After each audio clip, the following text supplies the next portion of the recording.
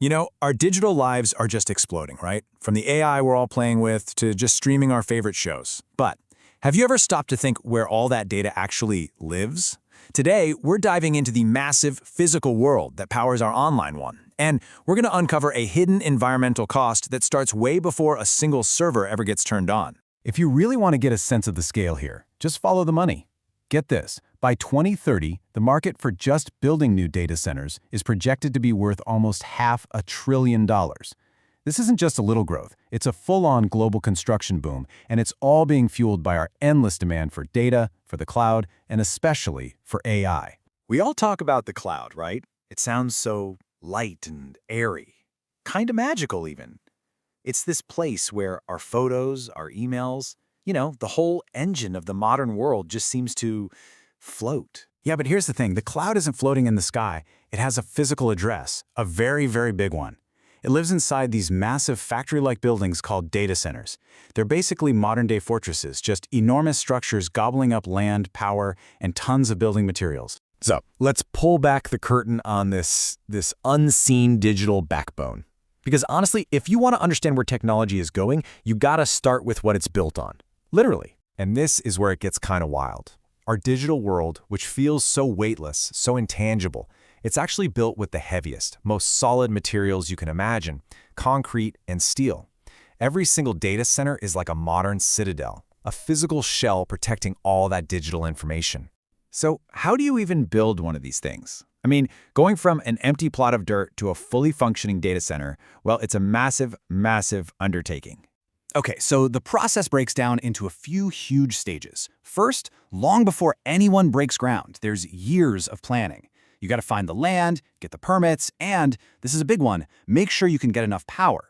Then the real work starts, clearing the site, pouring these gigantic concrete foundations, putting up the steel frame, and only then, after all that, can you start installing the really complex stuff, all the power grids, cooling systems, and security. And this whole thing takes a while.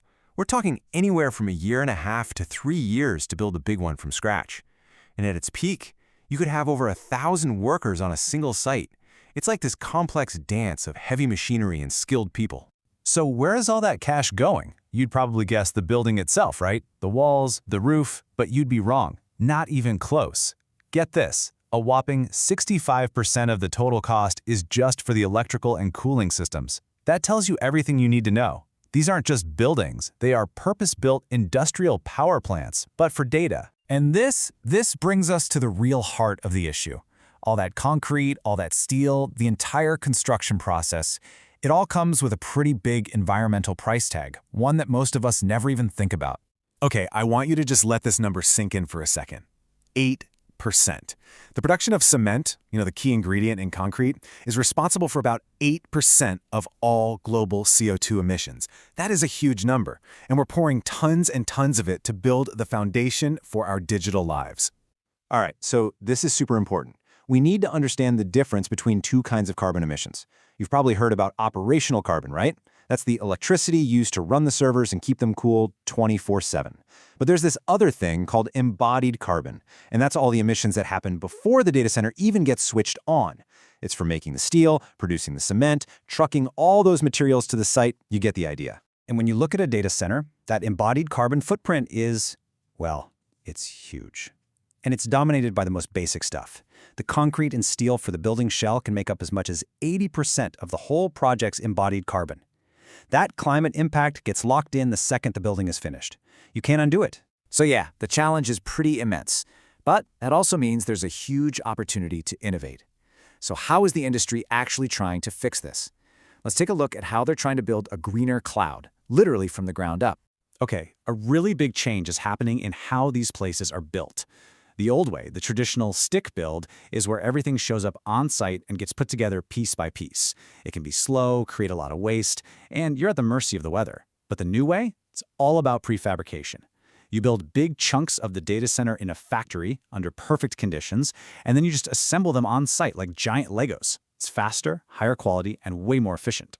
So take a look at these precast concrete panels. Instead of pouring concrete on site, these are made in a factory and just shipped in, ready to go. Using methods like this can literally shave months off a construction timeline and leads to a much better, more precise final building. And the big tech companies are really getting into this. Take Meta, for example. They've got this whole four-part strategy to tackle embodied carbon. First, they're just designing buildings to use less concrete to begin with. Then they're using new low-carbon concrete mixes. They're also partnering with others in the industry to set new standards for everyone. And they're even investing in startups creating crazy new technologies, like concrete that can store carbon. And here's a really cool twist. They're using a digital tool to solve this very physical problem. Meta's researchers built an AI model that can basically sift through countless different recipes for concrete. And what's it looking for? The perfect mix. One that's super strong but has a way smaller carbon footprint. And the results so far? They're pretty incredible. In the lab, this AI has come up with new concrete mixes that can cut emissions by up to 70%. And they do it without sacrificing any of the strength or performance needed. It's just a perfect example of the digital world helping to clean up the physical mess it's creating. So, this all leaves us with a really big question, doesn't it? Our demand for data, for AI, for everything digital, it's not slowing down. It's only going up. So, as we keep building these massive digital citadels to power our future, the real test is going to be if we can innovate fast enough to build them sustainably. We have to make sure the foundation of our digital world doesn't end up costing our physical world more than it can afford.